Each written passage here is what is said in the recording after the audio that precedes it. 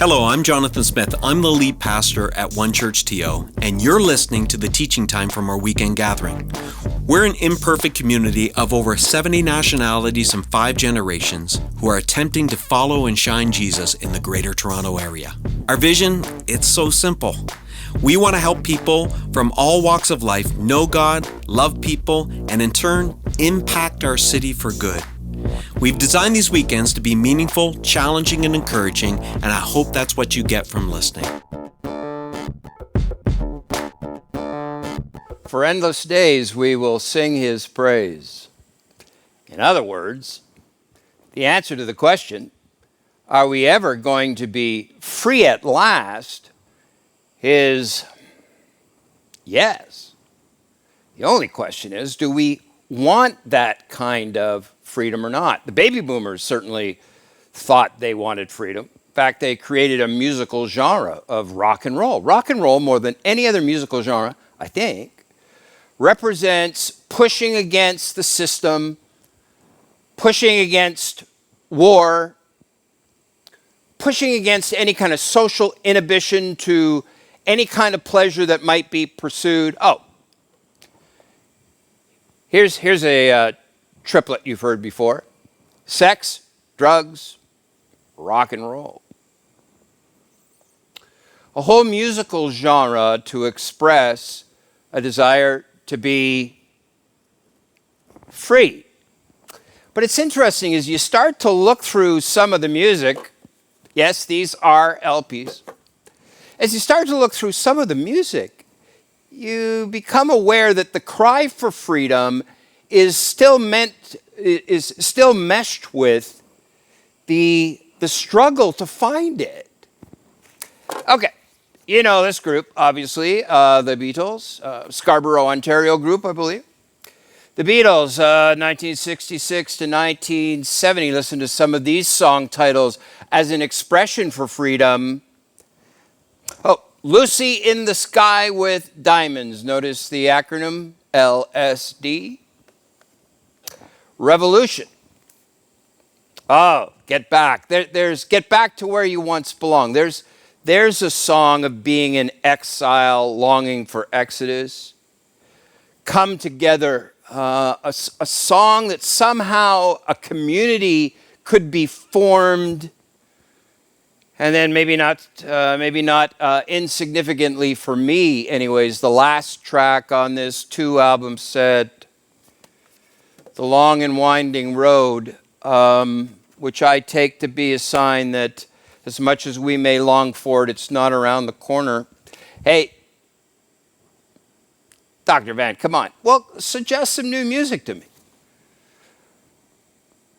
Simon and Garfunkel's greatest hits, not their lesser hits, their greatest hits. Side 2, Homeward Bound. There you go. Exodus. The next song, maybe their best known song, Bridge Over Troubled Water. But how do you get that bridge? How do you get to it? How do you march across it? And what's going to be on the other side? Oh, Neil Diamond. No, this is one of his earlier albums, I think, Stones. And it's interesting that this album starts and ends with the same song. So critical is this song to this album. So popular has the song been that many of you already know it. I said, a declaration of identity. In the search for freedom, who am I? I am, I said. I am, I cry. And I am lost. And I can't even say why, leaving me lonely still. Boy, supergroup of the 1970s. Supertramp. Not just any tramp, Supertramp. Had some of the most compelling music at the time. I remember hearing some of these tracks thinking, I've never heard anybody do this before. It was rock, but yet it was rock plus. And some of the lyrics, a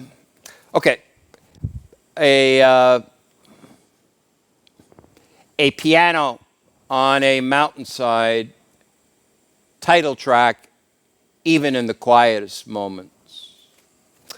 Here's a couple lines from that song. Even in the quietest moments, I wish I knew what I had to do. And even though the sun is shining, well, I feel the rain. Here it comes again, dear. And even when you showed me my heart was out of tune, for there's a shadow of doubt that's not letting me find you too soon. Is he talking about a woman or is he talking about God? Maybe both. The music that you gave me, the language of my soul. Oh Lord, I want to be with you. Won't you let me come in from the cold? Freedom. Hey, it's week 3. Boy, this series is going fast.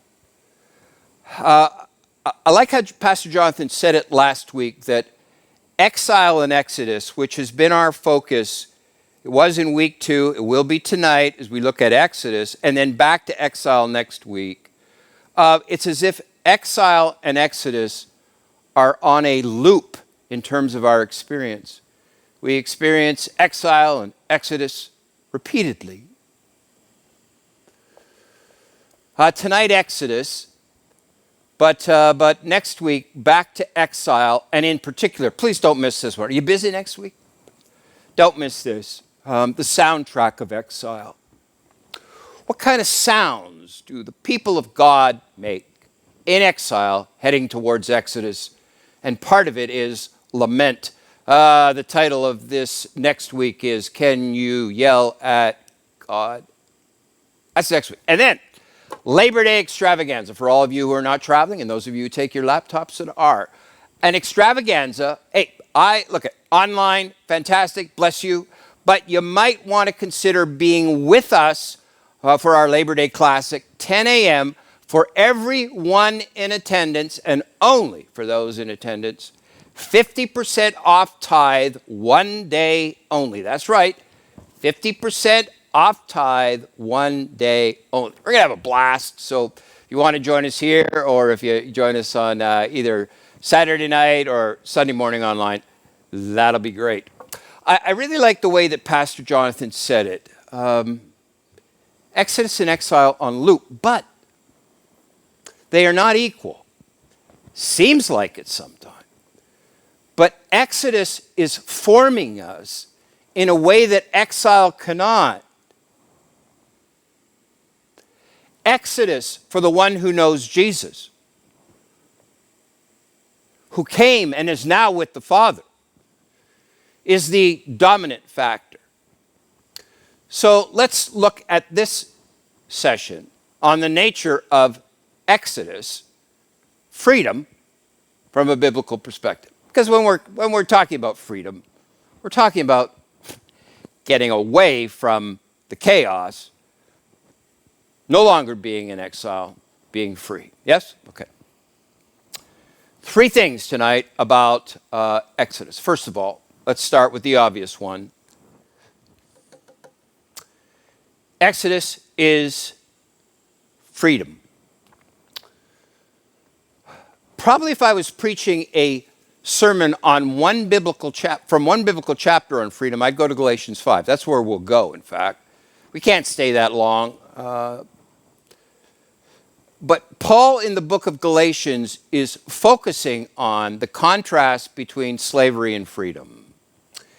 He doesn't mean slavery in terms of the slavery of people forced to work without any rights, property owners of the slave owners. Not so much that, though there was that kind of slavery in the first century too.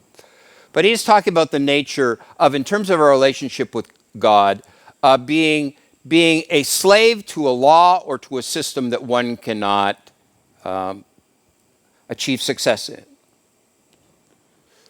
And he contrasts the Christian life between moving from slavery to the law, to the system, freedom from it, and coming to know Christ. Now, he does really something quite interesting here. He speaks of the Christian as being truly free in a way that somebody who has not met Christ is free. You may wonder if he's right, but here's his argument. That before you meet Christ, you're a slave whether you know it or not. But the moment you meet Christ, you are truly free. You've come off of the plantation. You're no longer bound. Your hands are free. And Paul says, okay, Galatians 5:13, he says, you, my brothers and sisters, you were called to be free. The call of God upon your life is for freedom. You are free. And now he says, you are free to choose one of two ways of using that freedom. But do not use your freedom to indulge the sinful nature, simply becoming a person of self-interest. But do not use your freedom to indulge the sinful nature, which, as we know, can end up being slavery. It's interesting, and we're all sensitive enough to the various addictions, because it used to be people were just addicted to drugs, or they were addicted to, but now we're addicted to many things, yes? Point easily made then. That for the person who uses his or her freedom to indulge the selfish nature, that's what's going on here, the nature focused on oneself. The person who takes their freedom seriously and says, I can do that, that, and that, often ends up being slaves of that, and even that. Hey, I'm free to drink. Are there any Alcoholics Anonymous chapters in Toronto? I'm free to use drugs recreationally. Whose house can I break into to rob to get enough money to buy this stuff I just use recreationally? Addictions to gambling, addictions to porn. In using our freedom, we become in bondage to it. Paul says, look, don't do that. That's not freedom. He says, use your freedom to find significance. If I may interpret what he's saying here, he's saying, use your freedom to become significant for others, for a community. Instead of focusing it on you, focus it elsewhere. But do not use your freedom to indulge yourself. Rather, serve one another humbly in love. Paul says, use your freedom to be significant in someone else's life, in the life of a community. Freedom to make a difference. Hey, this is the weekend where my family, the Johnson family, is remembering the passing away of my father 6 years ago, this weekend. And like other members of the family, I've been thinking about him. He was a pastor for many years, and there's one illustration in particular I've never forgotten. He preached it at a youth camp, youth convention. I was there. He said, let's talk about freedom. He said, let's use the guitar and the guitar string as an illustration.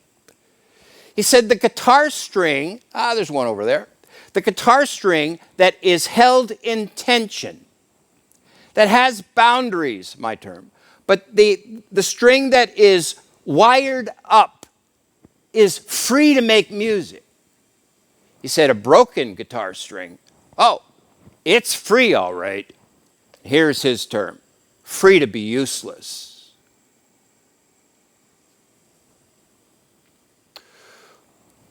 Paul says, you want to do something significant, or you want to indulge yourself. Thank the Lord that the Spirit enables those who want to be significant to become the kind of person that is significant.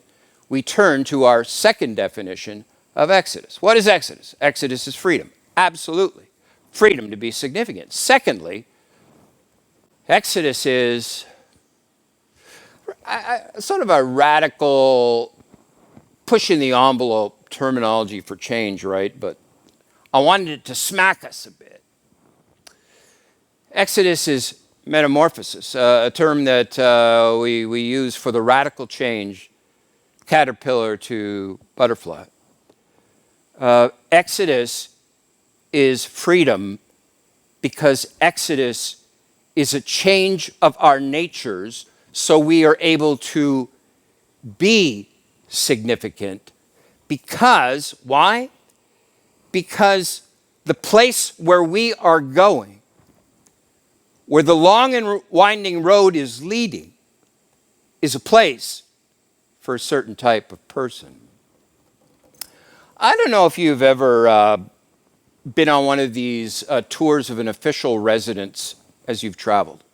For instance, I know that there are White House tours. I've heard about them. And apparently, I don't know if they check you in advance, but there are public tours. I mean, potentially anyone can take a tour of the White House. But if you've ever taken a tour of any official residence, you know, particularly if it's an actual residence, there's only certain places you can go. You soon hit the door that says prohibited, and you're led down another corridor because you're not the type of person who has access to the residence itself. When we think of heaven, if you will, track with me here for a minute. When we think of heaven, think of it not so much as a location as it is a place that hosts a transformed community of people. Now, the Spirit is enabling this change, so I'm certainly not saying, hey, up your game here so you can qualify. No, the Spirit is enabling this qualification based on the work of Jesus, yes, right?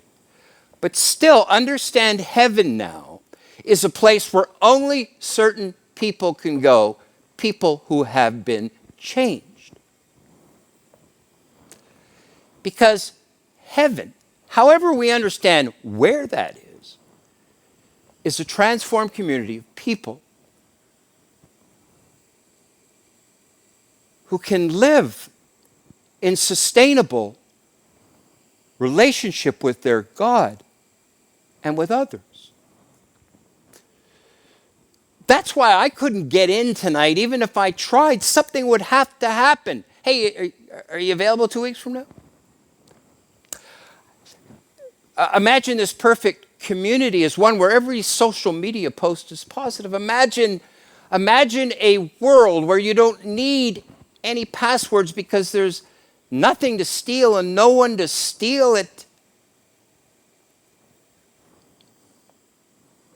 That's why Pastor Jonathan could not go there tonight, because he's not ready. I mean, if Pastor Jonathan was in heaven like he is tonight, this morning, whatever time zone you're watching this on, people would have to get antivirus protection, right? Exodus is a change in your character. And even though there is a day coming, are you busy 2 weeks from now? It's already started. Metamorphosis is a strong word to suggest that the way to freedom is by becoming someone else. Oh, still you, but someone fully you. I forget what series it was, Pastor Jonathan,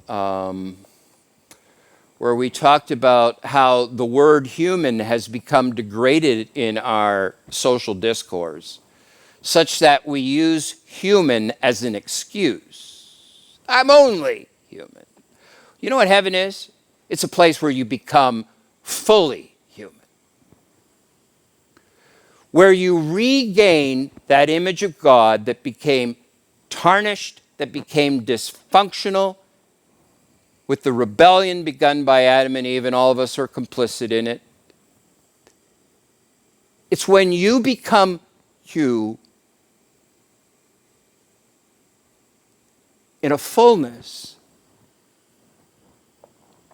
as you take on the image of Christ, and so regain the image lost in the garden. One more verse from Galatians.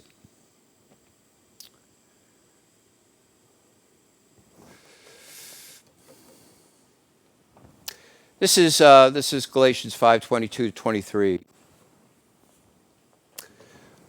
It's interesting that it tucked towards the end of chapter 5. There's 6 chapters in Galatians. There is a discussion of the fruit of the Spirit.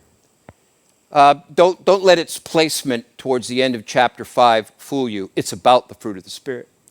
Fruit of the Spirit is not a little additive. Yeah, and as I walk with the Lord, I'm hoping to add. It's the point. What you are being changed into is the image of Christ. Let's break that down. It's this. The fruit of the Spirit, in other words, the change that the Spirit works in you, the fruit, that the results that can be seen are characteristics like this. Heaven is not so much a place as it is a community of the transformed, fully free, fully human. And it looks like this. And notice how many of these are relational. It looks like this. We're people of love. That's a relational term. We love the Lord with a purity. We love each other with a purity. We're people of joy. We're in relationships that bring us joy rather than drama and chaos. We're people at peace with God and one another. We're people who are patient with one another. I'm going to get you for that. Patience. We're people of kindness who act in a way to help others, serve them, rather than cut them. Sounds like the kind of person I would like to be friends with, yes. Maybe even the kind of person that I would want to be, yes. How about you? Goodness. Faithfulness and commitment, yes, to God and to others. Again, relational term. Gentle. And not going nuts and using your freedom in a way that destroys you. The fruit of the Spirit is the point. For as we become this kind of person, we are becoming like Jesus.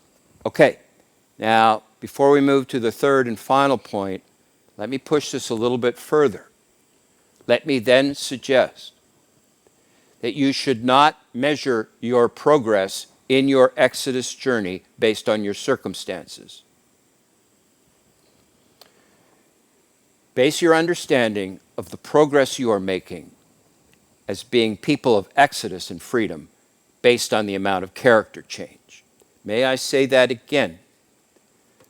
Don't base your evaluation of where you're at. Hey, how you doing? Well, I did this. Don't base your evaluation of who you are in terms of your Exodus journey based on your circumstances. Base it on the degree of the character change as you move from, hey, I'm only human, to fully that.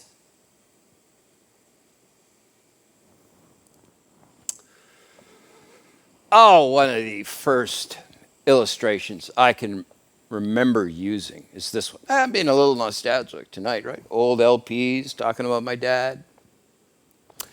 There's this myth of a Persian prince who was born with a hump in his back that made him unable to stand straight. He could not imagine the day that he was crowned king if he couldn't stand straight to have the crown put upon him. So he ordered that the sculptors of the court would sculpt an image of him as if he was standing straight. And every day, the prince would put his back to the statue and try and conform his posture to that of the likeness behind him. And as the myth goes, of course this is the way myths go, it was on the day that he was to be crowned king that he felt the thrill of the chill of the marble up and down his entire spine. He had become what he measured himself against. Don't evaluate your progress based on what's going on. Good luck with that.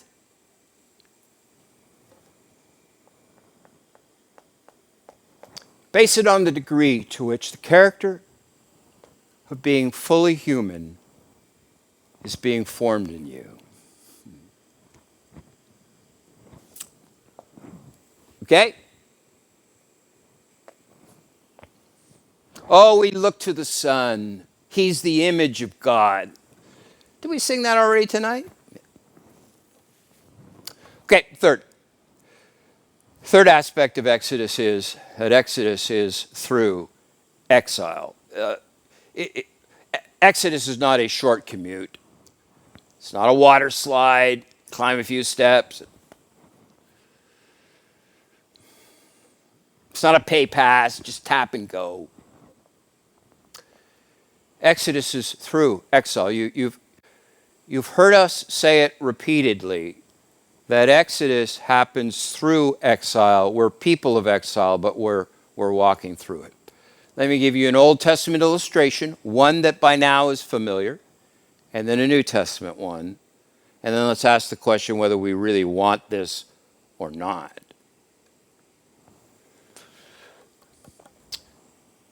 We looked at the Spirit hovering over the chaos in week 1. Now let's look at another passage about the Spirit, again in relationship to chaos. This time, the chaos is not the primordial waters covering the globe. This time, the water, the chaos, is the Red Sea. And the scene is, let my people go, and Pharaoh let them go. And now, as they're trying to get away, the sea is in front of them, and it's too wide to cross. I reread that part of the Exodus that happened to do with crossing the Red Sea earlier this week. And it's interesting that, unless I read it too quickly, the Spirit of God is not the focus in the Exodus story, in the book of, Exodus. But Isaiah the prophet, looking back on that event, trying to call the people to remember the God who had been the God of Exodus at a difficult point in the situation of the nation. As he's calling them to recall it, he tells them that the Spirit of God was there. Let's take a look at it.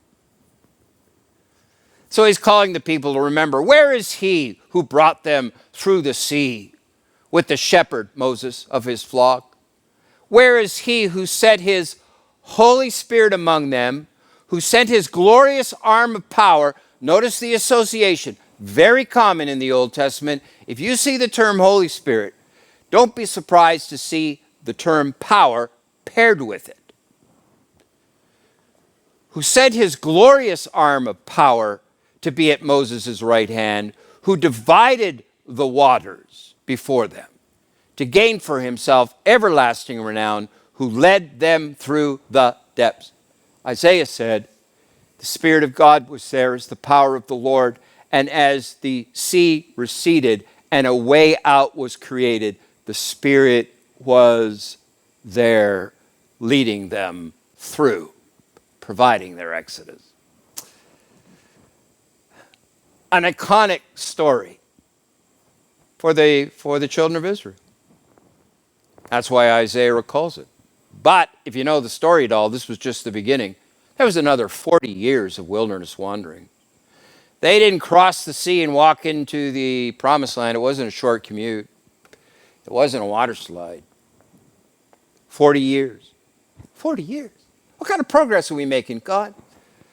Of course, if I'm reading the Exodus story, it was about preparing the people to be the people of the promised land that was causing all the delays. And so the Exodus in the Old Testament was an extensive journey.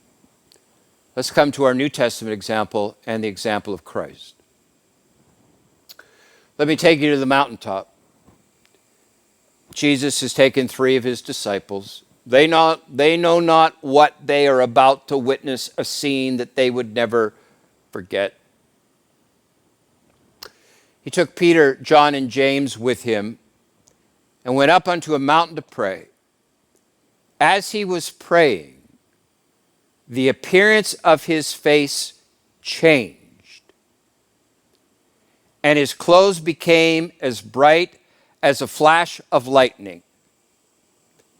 Metamorphosis. Peter, John, and James see Jesus changed in front of them as a glimpse of what they would one day see and what one day we will see too. Let's continue on. 2 men, Moses and Elijah, appeared in glorious splendor. This is quite a moment. Not only is Jesus glowing, but here's 2 of the greats, Moses, Elijah. And what were they doing? Boy, this would be really interesting to unpack this, but we don't have time. That's okay. Let's get right to the point. What were they doing? I think this is encouragement, by the way. They were talking with Jesus. They spoke about his departure. Now, I don't often refer to Greek words because unless you know Greek, and I'm not in a classroom, but this one's really interesting because you know what the Greek word is. It's actually the word Exodus. Isn't that interesting? Moses and Elijah talking to Jesus about his Exodus. In other words, about that weekend of death and resurrection and ascension.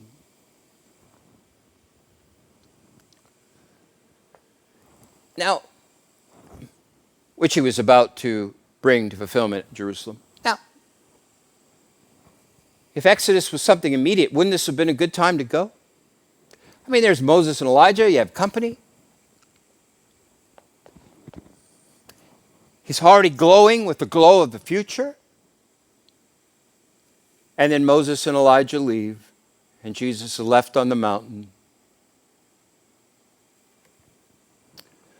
For the Exodus for Jesus meant suffering and death. The Exodus that provides our Exodus because Jesus went through it. And of course, we can't go through it like Jesus went through it.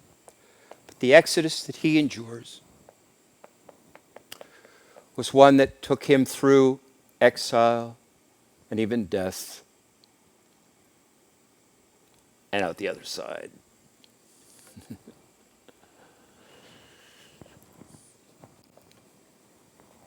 So the question becomes, because now we're talking about what it means for us to follow Jesus through exile. It means marching forward. It means suffering. It means carrying, in Jesus' words, carrying our cross. We can't save ourselves, but if we want to follow him, if we say we actually want to follow him, then we follow him through exile to Exodus. So the question becomes, do we really want to? If we picture ourselves going through the Red Sea with water on either side, the temptation for some of us is just to hop back into the water. The waves will take you back into shore. You'll be back in bondage, but at least you'll be in familiar territory. You know the complaint of some of the Israelites when it got tough. Hey, Moses, why are we dying out here in the desert? Why couldn't we just stayed home in bondage? It's interesting, even the Babylonian exile, which Pastor Jonathan dealt with, not all the Jews came back from Babylon. Many stayed, made it their homes, raise their families there. The question for you and I is, as we finish this, is, do we want this freedom?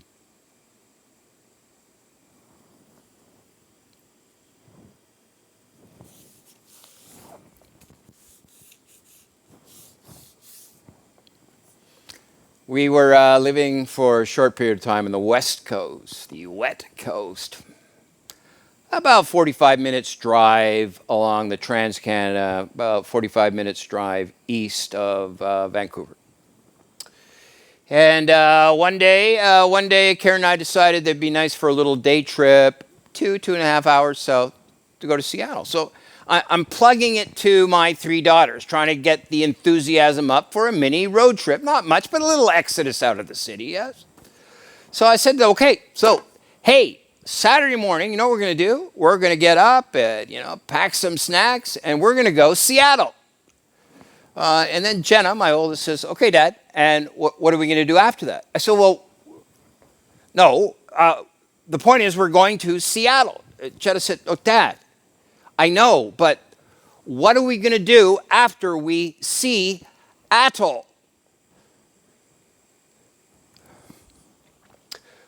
Okay, and maybe she had it right. Hey, I don't know how much storage space you have in your mind for imagery. You loaded one 2 weeks ago.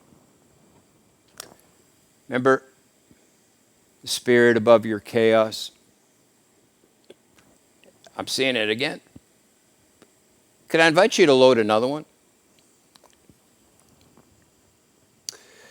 This time, see the chaos, see the spirit again. In fact, put them in sequence. So 2 weeks ago was the first one, and now this one. So when you flip, now you see the spirit.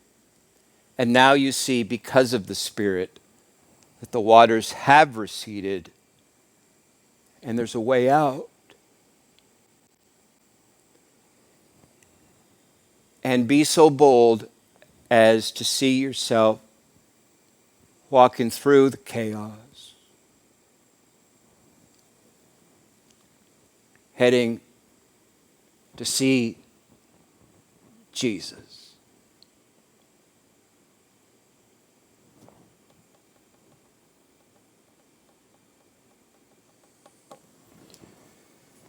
Can I pray with you? Join me. O Lord of the Exodus, by your Spirit, lead us through the chaos. May we have courage to follow. May we, with determination, keep marching, because we want to see you. We want to see Jesus. Pray this in Christ's name.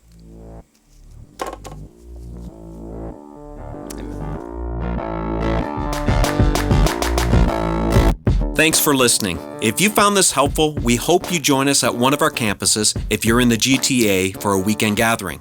If you're listening from somewhere else in the world, we'd encourage you to join us at onechurch.to/live. We believe everyone can be a part of what Jesus is doing both in our community and in our city. So if you'd like to connect with us at a deeper level, visit us at onechurch.to/nextsteps. See you next time.